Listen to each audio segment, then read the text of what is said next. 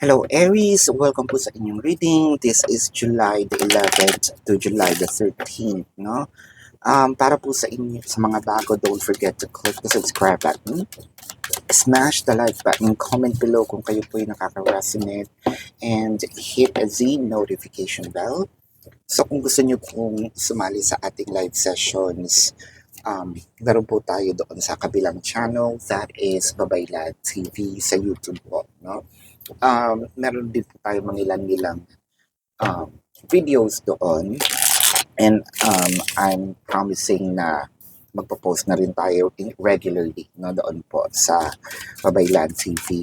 So check the videos and also subscribe na rin, no? Hit the notification bell para po ma-notify po kayo every time tayo na release po ng bagong video. Aries, I want you to know that this is a general reading. You may resonate with the entire reading, or you may resonate with some bits and pieces of the reading. Take what's only yours. So, magsimula na tayo, Aries, no? Ang nakikita ko dito, Aries, is parang medyo kampante naman tayo, no, when it comes to our relationship. Pero parang sabihin natin, pinapatagal ko, or I am taking time, not because binibitin ko si person, because I have some priorities. Now, I may be reading with you or for you directly, no, Aries, or I may be reading for your person or the cross watchers, no. Um, Again, what I am reading here is the dynamic, no, yung nangyayari po sa situation. So, pwede kayong mapunta dun sa kabila, pwede kayo yung nandito. Okay, the crescent. Yeah, so what I am seeing in here, Aries, is parang sinasabi mo sa sarili mo, meron akong specific schedule, madami pa akong gustong gawin, no? It felt like, gusto ko rin naman yung person, mahal ko yung person, don't get me wrong, di ba? Nandito tayo sa Ace of Cups, mahal na mahal ko. Pero I feel like marami pa akong gustong pagdaanan. Enjoyin muna ang buhay ko, no? Ang kailangan pa ako ng family ko, no? And I think siguro iniisip nito ni person, um, may feelings ba talaga sa akin si Aries? Kasi parang ang dating sa kanya, wala siyang pakialam sa'yo, no? Wala kang pakialam sa kanya, yon. Well, you can interchange naman. So, minsan yun yung nagiging issues, no? Kasi bakit, kunyari meron tayong schedule na pupunta tayo sa ganito, tapos sasabihin mo kunyari na, um, kasi kailangan ako ng family, no? Or meron akong priority, more of work, no? Or dito muna ako sa business, pwede bang i-reschedule natin? So, feeling tuloy ng isa na babaliwala. Ah, feeling kasi hindi naman ako parang I'm second best, no? With the Five of Wands, Nine of Coins, and the Seven of Cups. So there is a lot of things in your plate right now with the Seven of Cups. I feel like sa sobrang dami ng ginagawa mo, baka kulang pa yung 24 oras, ano, para ma-fulfill natin yung task natin in a day. For a few numbers of you, baka nasa shifting hours kayo, no, wala talaga kayong schedule na maayos din, na fixed, no? Pwedeng this is for you, I mean your schedule for this week, sa susunod na week iba naman, no? Chances are nandito tayo sa yung mga panggabi, no? Na inuumaga ang work, either you or your person. So parang nabubuhay kayo sa magkabilang mundo, no? Uy, kanta talaga yon. Kasi yun nga, no? Kasi yung sa kanta, dito ay umaga, diyan ay gabi. Parang ganun. I don't know the lyrics, pero somewhat like that, no? Yung umaga mo, gabi niya. Yung gabi mo, umaga niya, no? Uh, I feel like nagkukulang na rin itong conversation, no? Dati parang fluid naman yung conversation. So, ang assumption talaga dito the person is, hindi ako love, di ba? Parang kailangan ko nang hihingi, no? Ng time, energy, effort. Um, Parang mas priority talaga ang pera ngayon, no? Yun yung nagiging feeling niya. Hindi naman sa ayaw na maghiwalay. This is kind of like a challenge, no, for the both of you. Kasi parang most likely, no, gusto ring matulog, no, or pwedeng nasa ibang bansa, no, na magkaiba talaga um, ang time, no, ang time frame, no, ayan. So, with the Six of Swords, okay ang flow, pero hindi siya satisfying. Okay siya, hindi rin ganon kalungkot. Ito yung mga few challenges. Yung reklamo, what I am seeing is it manageable? Siguro napag-uusapan lang, no? Siguro napapansin lang. Pero with the flexibility in here, medyo kaya pa siyang ituwid, no? Kumbaga, this is just a pace of the connection. Um, More of energetic separation, no? Doon sa mga hindi masyadong nakapag-usap, wala na masyadong time, no? Um, Physical separation, of course, that's given yung nasa ibang lugar. Yung ibang mixture ng physical and energetic, no? So, tignan pa natin yung ibang cards. Habang nagsha-shuffle ako, Aries, hingi lang po ako ng konting pabor, no? Sa description box. May gumagaya po kasi sa account natin. So, um, fina-follow niya yung mga nagtatanong, and then asking, money from in behalf of my, part. And we don't know, this person can do. Syempre, that's actually illegal, no? That's identity theft. And if in case, no, kung ganyan ang mangyayari, possible na hindi na lang ako mag-reading. Ayaw naman natin mangyari yun. So, might as well report, no, yung video or yung account na nandyan po sa description box, para tuloy-tuloy po kasi medyo uh, na-i-stress na rin ako. May mga nagre-report nga po, no. Ang masama, yung account ko yung gamit, yung email ko yung ginagamit, pero pagdating dun sa kanyang mga transaction sa kanya. So, I'm not gonna be liable, no, kasi sinasabi ko na nga sa inyo na merong fake account na nag na kumakalat ngayon. Going back, no, so paki-report po, yun lang po ang aking hiling. Going back to your reading, I think that your connection was already embedded in your heart, no? Kumbaga, ito yung situation na naging complacent ang bawat isa or ang isa. Complacency sometimes dahil sa sobrang secure na natin sa relationship, no? Sobrang kampante. Kumbaga, um, nakakalimutan na kakalimutan na natin yung mga maliit na bagay na nagpapasaya sa isang tao, no? Dahil nga sabihin natin minsan kulang sa tulog, no? Medyo mainisin na rin itong taong ito. Ang wini-wish lang naman ni nitong person B na medyo nakakapansin is mabalance niya, no, itong nangyayari or itong situation, no, na either pinasok ni person A. With the Ace of Cups underneath is the Hermit card. For a few numbers of you, I'm also seeing partly siguro, no, medyo iniisip naman nito ni person A, napaka-immature naman nito ni person B.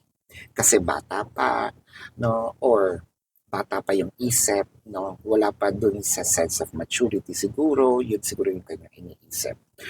If we're not talking about a specific age, no, Yeah, pwedeng May, December love affair, pwedeng hindi din. Pero if not, this is the maturity thing. Now, the temperance and the judgment. Ayan ang sinasabi ko dito. Ah, katulad nung kanina, kasi judgment in here is making a decision between the two, no? Um, ang hirap para sa isang tao na parang priority kasi yung dalawa. Eh okay, kasi ang hirap naman i-priority ko lang din, no? Itong love. Paano naman yung kakainin natin? Paano naman yung buhay ko, no? Or future natin if in case nung tayong dalawa talaga magkatuluyan. Um, hindi naman natin pwedeng sabihin pagbilan ng 1 kilong bigas tapos manang mahal kita. No, hindi naman pwedeng ipambayad yun. On the other hand, hindi rin naman pwedeng puro trabaho, nawawalan, nawawalan na ako ng, nawawalan ka ng time sa akin. So balancing is actually needed in here. The temperance, I think sinusubukan naman ni person A, but with the King of Swords, and the Eight of Cups, and the Fool card. So chances are meron talaga ditong age gap, no? I'm also seeing for a few numbers of you that this might be an LGBTQIA plus no relationship. Um, I feel like etong si person A medyo nai-stress no with the demands, wish. Parang dito naman sa kay person A na medyo na-accused na hindi siya nakakapagbigay ng time. Yung sa kanya naman is, I am trying, hindi ba nakikita? There's really misunderstanding in here, no? I think kung ganito ang situation ninyo, the time for a nap, it's much better to sit on it, sleep on it, no? Hindi naman kasi, wala namang plan maghiwalay. In fact, with a loyal heart, both naman are loving each other intensely, no? Siguro sa sobrang pagka-intense, nasanay tayo ng ganoon. Nag-iba yung time, nag-iba yung pace, nag-iba yung department nitong tao, um, nagkaroon ng mga changes. So nawala yung parang pinaka-tradition. But when it comes to love and security, ganun pa rin naman. Again, this is just a pace of your relationship and I feel like magtatagal ito, no? Um, this is a lasting commitment ha, hindi magtatagal yung problema. This is a lasting commitment. Sandali lang itong issue na ito. Someday sooner, mababalance din naman, no? So let's check here kung ano nga ba ang nararamdaman, either nararamdaman mo or nararamdaman ni person, ano. You are the light at the end of my tunnel. So parang sinasabi dito ni person, kahit ganito ka stressful ngayon, no, either sa trabaho, sa relationship natin, at the end of the day, ikaw pa rin talaga yung tahanan ko, no? Nasa iyo pa rin talaga yung warm hug na hinahanap ko. Sa iyo pa rin ako uuwi. Ikaw pa rin may-ari ng puso ko, no? You bring me joy kahit medyo meron tayong hindi pagkakaintindihan. So I think gusto ko talagang i-secure dito, no, yung person na wala naman akong ginagawang masama, no? Um, I'm focusing on work. I'm focusing on my task. Ayan. You light up my world. Ayan. So, there's also a lot of lights in here. Kaya, siguro, the message here is, you know, both of you are giving each other joy, no? In spite of all this cruel world. Ayan. Ako, nagiging poetic tayo. In spite of it all, nakikita ko, team pa rin naman kayo. Um, hold on lang, no, sa ganitong sitwasyon kasi ayoko rin naman magsalita na grabe yung nangyayari. dahil wala naman tayo dun sa situation. Iba-iba kasi yung pag-handle natin ng stress, no? Um, kunyari, this step might work for me but not going to work with others. So, ang hirap din naman mag-assume, no? Um, just because kinaya naman ng isang tao na makalagpas sa isang situation na yon, it doesn't mean ganun din yung sa kabila. No? Kaya nga tayo individual. So, let's not judge each other. So, ang nakikita ko dito, hold on lang. Sandali lang ito, no? Itong pinagdadaanan nyo. Babalik din naman siya sa normal or mababalance yung dalawa. Um, there will be a win-win situation for the both of you to actually improve, no, itong relationship ninyo, Aries. So, tingnan natin kung ano ang zodiac sign, no, ng person. It could be their sun sign or a placement in their chart. I'm seeing Taurus, Virgo, Sagittarius, um, Aries, Pisces, Leo, Scorpio, Capricorn, Cancer, no? So Aries, this is your reading. Nakikiusap po ako sa inyo, paki-report naman po yung nasa description box, yung unang-una doon. Please report this account, no? Sa TikTok, para yung focus natin is, yung focus ko, nandito lang talaga sa reading. No? Sayang kasi yung time. I'm also taking actions on it. Tsaka medyo na-i-stress din ako, no? So again, this is your reading. Para po sa mga bago, don't forget to click the subscribe button, smash the like button, comment below kung kayo po yung nakaka-resonate. Hit the notification bell para po ma-notify kayo every time po na tayo nagre-release po ng bagong video. And Aries, pwede naman po kayong tanong dito sa comment section as long as the question is answerable by yes or no. Pero kung feeling nyo po hindi kayo masasatisfy, no, sa yes or no na sagot lang. Sa description box din, nandun po yung link ng aking website. Doon lang po ako nag-chat lang sa, no? Nandun po yung how much per question, QR code, nandun po yung modes of payment, no? And if you also want to avail our private reading, nandun din po yan sa description box. Apart from that, kung ano yung number na nandun, yun lang, no? From that, I think I did all my best. I'm not gonna be liable for, um, the also, no, yung sinasabi nating pakikipag-transact outside of it. So, thank you so much. Love and light. Namaste. See you po sa susunod na reading. Goodbye, Aries.